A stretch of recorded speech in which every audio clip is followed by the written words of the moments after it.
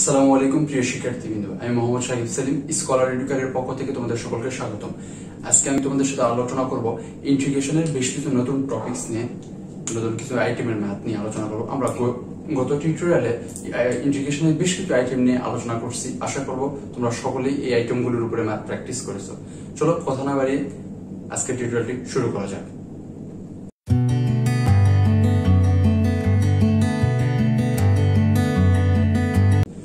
তাহলে দেখো, আজকে আমি তোমাদের সাথে যে আইটেমটা নিয়ে আলোচনা করবো সেটা হচ্ছে আইটেম 7। আইটেম 7টা দেখো, আমি বেশ কিছু ম্যাথ এক্সাম্পল দিয়ে রেখেছি। দেখো এখানে integration dx divided by 1 plus sin x, integration dx divided 1 minus sin x, integration dx divided 1 minus cos x, integration dx divided 1 plus cos x। এই আকৃতির যদি ত্রিকোণমিতিক ফাংশনগুলো তোমার কি করতে হবে বলতে ইন্টিগ্রেশন করতে হয়, তাহলে তোমাকে কি করতে হবে, মানে কোন নিয়ম অনুসারে তুমি ইন্টিগ্রেশনটা সলভ করবে। কারণ 1 প্লাস sin x এইভাবে যদি ভাগ আকারে থাকে, এর কোনো ইন্টিগ্রেশনের ডিরেক্ট কোনো সূত্র নেই, যার কারণে আমাকে ত্রিকোণমিতিক সূত্রে নিয়ে আসতে হবে। তারপর আমাকে কি করতে হবে বলতো ইন্টিগ্রেশনের সূত্রগুলো অ্যাপ্লাই করতে হবে। এখন দেখো, এই আকৃতির যদি ম্যাথ থাকে তাহলে অবশ্যই তুমি খেয়াল রাখবে এখানে কিন্তু 1 থাকবে, মানে 1 ম্যান্ডেটরি, এখানে 1 থাকবে। 1 এর পরে প্লাস বা মাইনাস আকারে sin x cos x বা tan x থাকতেই পারে, যে কোনো ত্রিকোণমিতিক ফাংশনই থাকতে পারে, কিন্তু এখানে 1টা আমার কি বলতো ম্যান্ডেটরি, মানে 1টা আমার মাস্টবি থাকবে, 1টা আমাকে মাস্টবি থাকতেই হবে। ঠিক আছে, তাহলে এই আকৃতি যদি থাকে তাহলে আমরা কি করব বলতো লব হরকে অনুবন্ধী দ্বারা গুণ করব। তাহলে কি করব বলতো লব হরকে অনুবন্ধী দ্বারা আমাদেরকে কি করতে হবে বলতো গুণ করতে হবে। তাহলে অনুবন্ধী দ্বারা যদি গুণ করি তাহলে আমরা একটা ত্রিকোণমিতিক সূত্র অ্যাপ্লাই করতে পারবো, তারপর আমরা এই ইন্টিগ্রেশন করে সহজে ম্যাথটা সলভ করতে পারবো। দেখো আমি এখানকার হলো 1 2 3 এই তিনটা ভাই একই টাইপের। আমি এখান থেকে এই তিনটার মধ্যে থেকে যে কোনো একটা চারটা একই টাইপের, বাট আমি তিনটার মধ্যে থেকে একটা করে দিব আর এটা সব লাস্টে করাবো। ঠিক আছে, চলো যে কোনো একটা এক্সাম্পল নিয়ে শুরু করা যাক।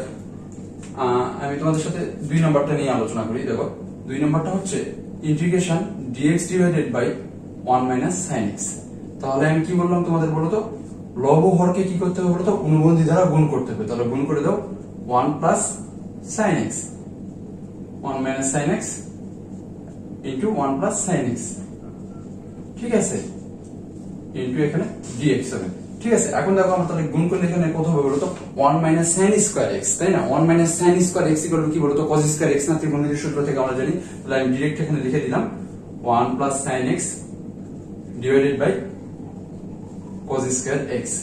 এখানে কি হতো বলতো 1 মাইনাস sin স্কয়ার x, তো 1 মাইনাস sin স্কয়ার x এর সূত্র কি বলতো cos স্কয়ার x না, সেটাই আমি এখানে লিখছি। দেখো এখন আমি কি করবো বলতো 1 এর নিচে cos স্কয়ার x কে একবার লিখবো, sin এর নিচে cos স্কয়ার x কে একবার লিখবো। ঠিক আছে, তাহলে লিখো, তাহলে কত হচ্ছে বলতো dx divided by cos square x plus sin x divided by cos square x dx। এখন যদি আমরা দেখো তো এখানে আমি যদি 1 by cos square x equal to কি বলতো sec স্কয়ার x না, আর এখানে sin x divided by cos square x আছে, মানে কি বলতো sin x by cos x into 1 by cos x, মানে sin x by cos x equal to tan x হয়, আর 1 by cos x equal to sec x হয়। তাহলে চলো আমরা এখানে লিখি equal to ইন্টিগ্রেশন কত হবে বলতো sec square x dx integration এখানে কত হচ্ছে tan x sec x dx। ঠিক আছে, এখন দেখো, এখন কিন্তু এটা কিন্তু ইন্টিগ্রেশনের সূত্রের ফর্মেটে চলে আসছে। আমরা sec স্কয়ার x dx এর সূত্র জানি, tan x sec x dx এর সূত্র জানি। আমরা এখন চাইলে কিন্তু কি করতে পারবো বলতো আমরা ইন্টিগ্রেশনের সূত্রটা এখানে অ্যাপ্লাই করতে পারবো। চলো অ্যাপ্লাই করি আমরা। তাহলে sec স্কয়ার x dx এর হলো সূত্রটা কি হচ্ছে বলতো tan x না, plus tan x sec x dx এর ইন্টিগ্রেশনের সূত্র কি বলতো sec x প্লাস c। এটাই আমার आंसर। ঠিক আছে, সেম ভাবে 1 নাম্বার আর 3 নাম্বার যখন তোমরা প্র্যাকটিস করবে, তাহলে এখানে অনুবন্ধী কি করবে বলতো 1 মাইনাস sin x দ্বারা এখানে লব হরকে গুণ করবে, আর এখানে 1 প্লাস cos x দ্বারা লব হরকে গুণ করবে। তাহলে তোমরা এই পদ্ধতিতে করতে পারবে। সেম ভাবে এখন কত বলতো 4 নাম্বারটা, আমরা 4 নাম্বারটা একটু আলাদা বিকল্প পদ্ধতিতে করব। কারণ দেখো এখানে কি আছে বলতো 1 প্লাস cos x আছে। ঠিক আছে, এখন 1 প্লাস cos x এর আমরা সূত্র জানি ত্রিকোণমিতিক, সেজন্য আমরা ডিরেক্টলি সূত্র অ্যাপ্লাই করব, দরকার নেই আমাদের এইভাবে বারবার করার। ঠিক আছে, চলো তাহলে আমরা এখানে দেখো 4 নাম্বারটা লিখি। তাহলে 4 নাম্বারটা কি ছিল dx divided by 1 plus cos x, তাই না? তাহলে কত হচ্ছে দেখো তো 1 প্লাস cos x এর সূত্র কি বলতো 1 প্লাস cos x এর সূত্র হচ্ছে কি বলতো 2 cos স্কয়ার x বাই 2, কারণ আমরা জানি cos 2x এর সূত্র কি বলতো 2 cos স্কয়ার x মাইনাস 1। এটা আমার কি বলতো আমরা হলো এর আগে হয়তো দেখছি, দেখো তো ত্রিকোণমিতির চ্যাপ্টারে দেখছি cos 2x equal to 2 cos square x minus 1 এই সূত্রটা দেখছি, তাই না? এখন এখানে cos x আছে যেহেতু, তাহলে এখানে কত হবে বলো তো 2 cos square x divided x 2 cos square x divided by 2 minus 1 হবে, ঠিক আছে? তাহলে যেহেতু 1 প্লাস cos x আছে, তাহলে আমরা এখানে কি লিখতে পারবো দেখো তো, dx divided by 2 cos square x by 2, ঠিক আছে? এখন দেখো তো হাফটা সামনে নিয়ে আসো, তাহলে কত হচ্ছে 1 by cos square x by 2 মানে কি ইন্টিগ্রেশন sec স্কয়ার x না, sec square x by 2 dx হচ্ছে ইকুয়াল টু, তাহলে কত হবে বলো তো, sec square x by 2 integration কত হবে, half into tan x by 2 divided by half plus c, ঠিক আছে? তাহলে দেখো আমরা কি করছি বলতো, sec square x by 2 dx এর ইন্টিগ্রেশন করছি। sec স্কয়ার x এর ইন্টিগ্রেশন আর কি জানতে বলতো, tan x না, সেটাই লিখছি। আর x বাই 2 কে কি করতে হবে বলতো, তোমার এটাকে আবার যদি x বাই 2 যেটাকে আমরা x ধরছিলাম সেটা কি করতে হবে বলতো, সেটাকে আবার ডিফারেন্সিয়েশন করে সেটাকে ভাগ করে দিতে হবে। ভাগ করে তাহলে কত বলতো, হাফ ছিল, এখানে কি হবে বলতো, এই হাফ আর এই হাফ কেটে যাবে, তাহলে আমার থাকে কি বলতো, tan x by 2 plus c, এটাই আমার आंसर। তাহলে ঠিক আছে, তোমরা দেখবা এটা তোমাদের বইয়ের 10b চ্যাপ্টার বা 10a চ্যাপ্টারে দেখবা যে এই আকৃতির কিছু ম্যাথ রয়েছে, চারটা ম্যাথ রয়েছে, তোমরা এই ম্যাথগুলো এই পদ্ধতিতে সলভ করতে পারো, ঠিক আছে? আমরা এখন নেক্সট আইটেমে যাব। আইটেম এইটা দেখো আমরা বেশ কিছু ইন্টিগ্রেশন এক্সাম্পল দিয়ে রাখছি। এই টাইপের এই আইটেমের যে ইন্টিগ্রেশন আছে আমরা কিভাবে সলভ করব, দেখো এখানে আমি একটা एग्जांपल নিয়েছি integration 5 cos 4x sin 3x dx, দুই নাম্বার एग्जांपलটা নিয়েছি integration sin 2x sin 4x dx, example 3 integration sin 5x sin 3x dx, example 4 integration 7 cos 2x cos 4x dx। দেখো এই টাইপের যখন ইন্টিগ্রেশন সলভ করব আমরা, তখন আমাদের কি করতে হবে বলতো, ত্রিকোণমিতির এই যে সূত্রগুলো রয়েছে না, এই সূত্রগুলোকে আমার কিনতে হবে বলতে হেল্প নিতে হবে, এই সূত্রগুলোকে হেল্প নিয়ে আমাকে ইন্টিগ্রেশনের সূত্র অ্যাপ্লাই করতে হবে পরে, ঠিক আছে? দেখো এই যে আমরা एग्जांपल গুলো নিয়েছি, দেখো প্রত্যেকটাই কিন্তু এই যে দেখো প্রত্যেকটাই কিন্তু আমার এই যে ত্রিকোণমিতিক সূত্র রয়েছে 2 sin a cos b 2 cos a sin b 2 cos a cos b 2 sin a sin b এই আকৃতি কিন্তু, ঠিক আছে? যেহেতু দেখো এটার আগে 5 আছে, প্রত্যেকের আগে কিন্তু দেখো সূত্রে আমার 2 আছে, তাই না? এখানে কিন্তু কোথাও 2 দেওয়া 2 নাই, 2 sin 5x বা sin 3x এরকম কিন্তু দেওয়া নাই। তাহলে তোমাকে কি করতে হবে বলো তো, এখানে আমাকে একটা 2 নিতে হবে, একটা 2 নিলে কি করতে হবে বলো তো, হাফ দ্বারা গুণ করতে হবে, ঠিক আছে? তাহলে দেখো আমরা এই সূত্রগুলোর হেল্প নিয়ে আমরা এই চার ধরনের যে एग्जांपल নিয়েছি, এই एग्जांपलগুলো সহজেই সলভ করতে পারো। তোমাদের বইয়ে দেখবে এরকম আরো অনেক ম্যাথ আছে, তোমরা এই ত্রিকোণমিতিক সূত্রগুলোর হেল্প নিয়ে তোমরা কি করতে পারো, ইজিলি সলভ করতে পারবা, ঠিক আছে? দেখো আমি তোমাদেরকে এই ম্যাথটা সলভ করে দিব। এখানে সবগুলো একই, যে কোনো একটা যদি করে দিই তোমরা নিজেরাই বাসায় করে নিতে পারবে। আমি তোমাকে एग्जांपल একটা করে দিব। দেখো एग्जांपल একটা কি দেওয়া আছে, integration 5 cos 4x sin 3x dx আছে, তাই না?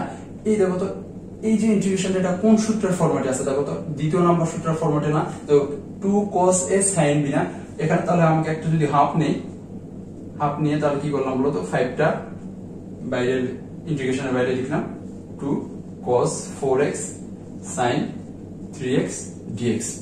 দেখো তো এখানে যে cos 2 cos 4x sin 3x এটা কি বলতো, 2 cos a sin b এই সূত্রের ফরম্যাটে না, তাহলে আমরা কি করতে পারি বলতো, এখন এই সূত্রটা এখানে অ্যাপ্লাই যদি করে দিই তাহলে আমরা ইজিলি সলভ করতে পারবো। তাহলে দেখো আমরা অ্যাপ্লাই করি এখন 5/2 ইন্টিগ্রেশন, এই সূত্রটা কি দেখো তো, sin a plus b minus sin a minus b, তাহলে কি লিখবো, sin আমরা এখানে কত আছে বলতো, এটা a আর এটা আমার কি বলতো b, তাহলে যোগ করলে কত হবে 7x minus sin a minus b, তাহলে কত বলতো, শুধু x dx।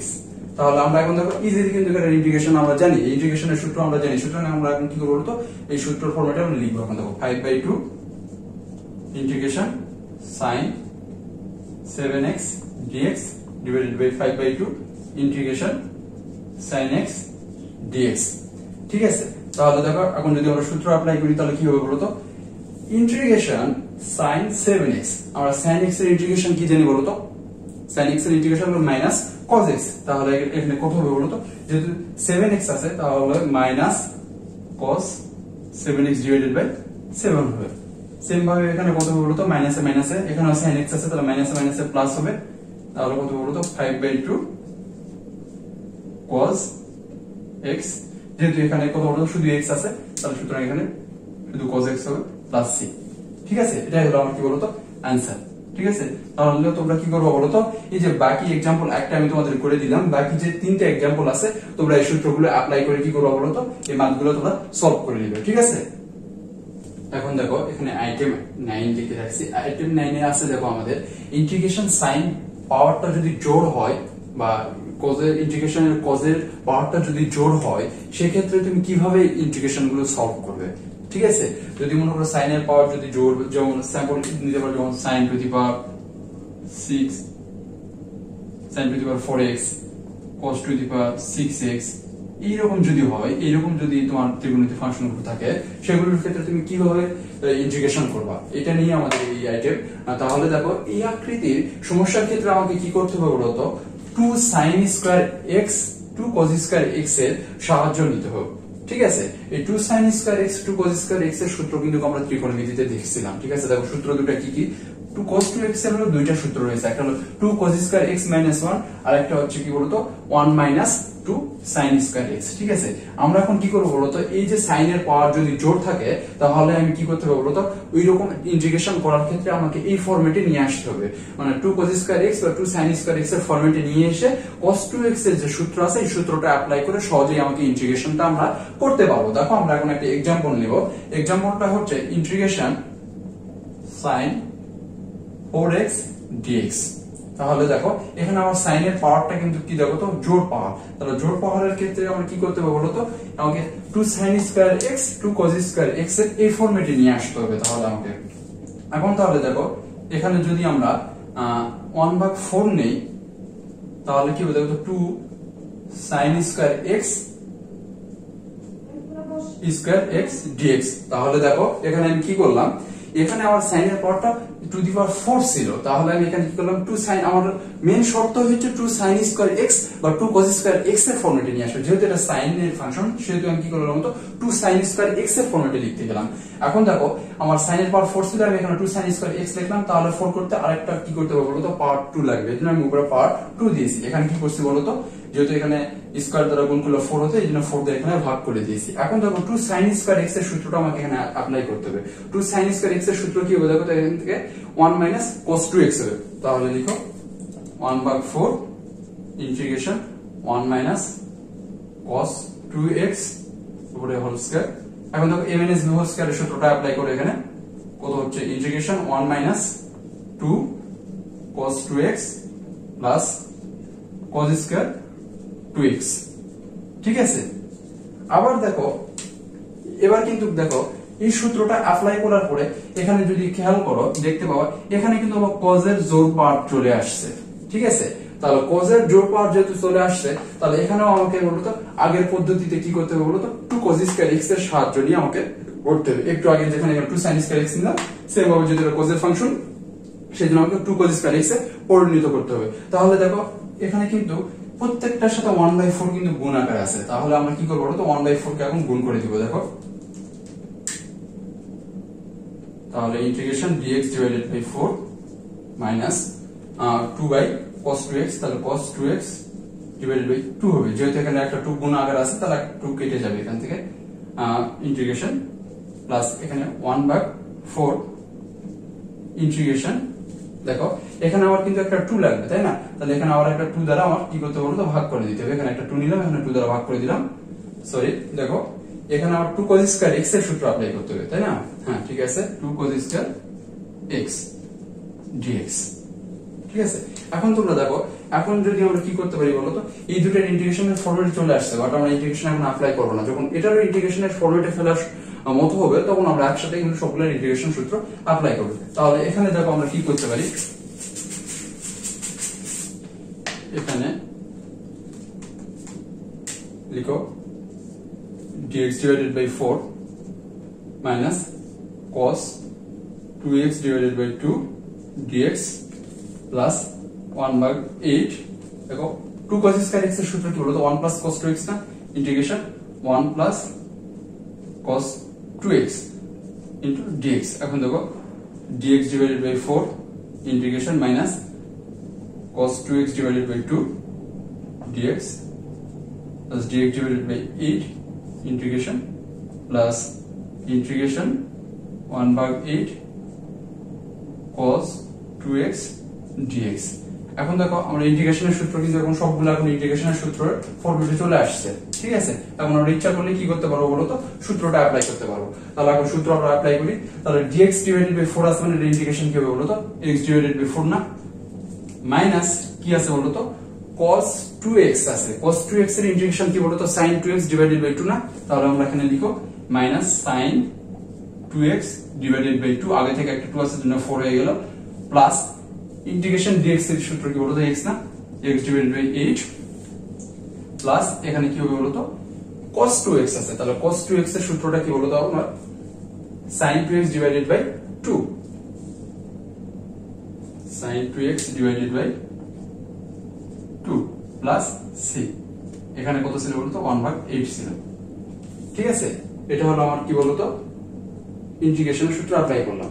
দেখো এখানে একটু লক্ষ্য করো, আমাদের এখানে একটু সামান্য একটু ভুল হয়েছে। দেখো এখানে কি ছিল বলতো, cos স্কয়ার 2x ছিল না, আমরা এখানে কি করলাম বলতো, এই 1/4 টা গুণ করে দিলাম, 1/4 লিখলাম, আর এখানে একটা 2 গুণ করে দিলাম, মানে এখানে হাফ দ্বারা গুণ করলাম, আর এখানে দেখো একটা 2 বাদ দিয়েছে আমাদের, ঠিক আছে। তাহলে cos স্কয়ার 2x হবে।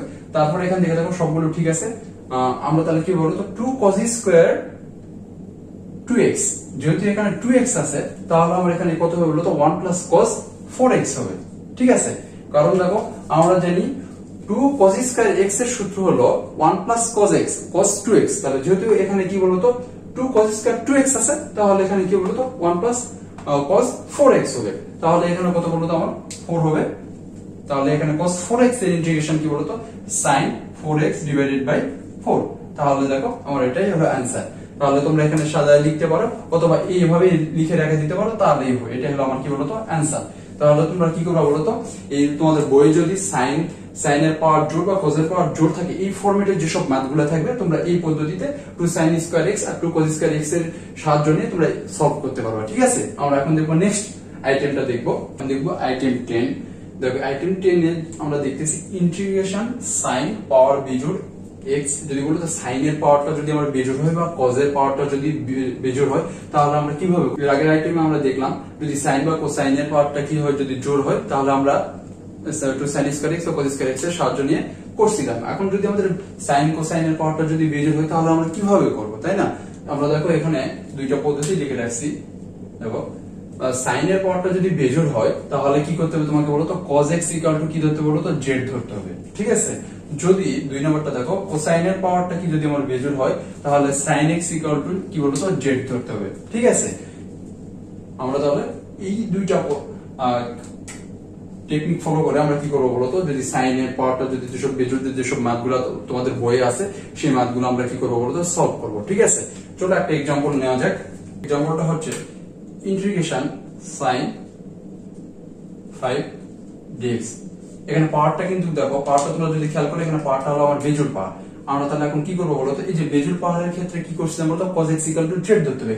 এখানে কিন্তু আমার কোথাও cos x নাই, আমাকে এখন কি করতে হবে, ত্রিকোণমিতির সূত্রের সাহায্যে এখানে cos x টা নিয়ে আসতে হবে, নিয়ে এসে তারপর আমাকে cos x = z লিখতে হবে, ঠিক আছে। তাহলে দেখো আমরা কিভাবে cos x টা নিয়ে আসবো। দেখো integration sin two the power 5x আছে না, তাই না।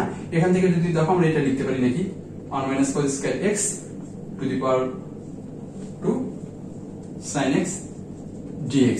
দেখো এখানে কি করলাম আমরা বলো তো, sin two the power 4x into sin x ছিল, তাই না।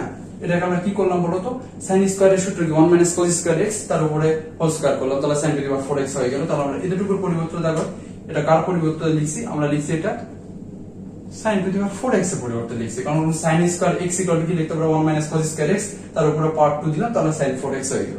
এখন দেখো আমরা যদি এটা কি করি বলো তো, এখন আমাদের প্রশ্ন ছিল এই টাইপের যদি কোনো কিছু থাকে, মানে sin এর পাওয়ারটা যদি বেজোড় হয়ে থাকে, তাহলে আমাকে cos x = z ধরতে হবে। তাহলে cos x = z ধরো, cos x = z। cos x এর এখন যদি তুমি ওই পক্ষে কি করতে বলো তো, ডিফারেন্সিয়েশন করো।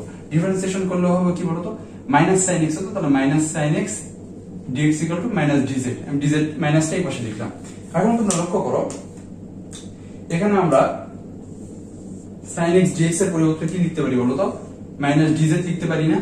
তাহলে লিখে দাও। আর এখানে cos x এর পরিবর্তে কি করতে পারি বলো তো, z লিখতে পারি।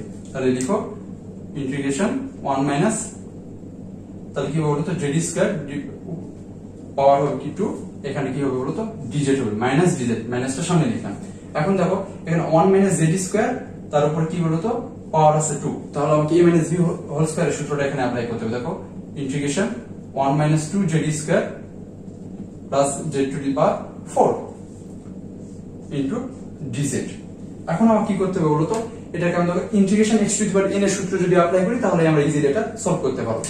অ্যাপ্লাই করো, ইকুয়াল টু কত হবে মাইনাস ইন্টিগ্রেশন dx, এই মাইনাস দ্বারা এখানে গুণ হয়ে গেলে কত হবে বলতো প্লাস হয়ে যাবে, কত হবে 2 জেড স্কয়ার dz, এই মাইনাস এখানে গুণ হয়ে গেলে মাইনাস হয়ে যাবে, প্লাসে মাইনাসে minus integration z to the power 4 dz, তাই না? এখন আমরা কি করব বলতো integration x two the power n dx এর যেটা সূত্র আছে সেই সূত্রটা অ্যাপ্লাই করব। তাহলে এখানে কত বলতো, এখানে ইন্টিগ্রেশন dx এর সূত্র কি জানি বলতো x না, সরি এখানে z এগুলো সবগুলো z, ঠিক আছে? তাহলে কত হবে মাইনাস z হবে, প্লাস কি হবে বলতো 2 z cube divided by 3 minus z to the power 5 divided by 5 plus c।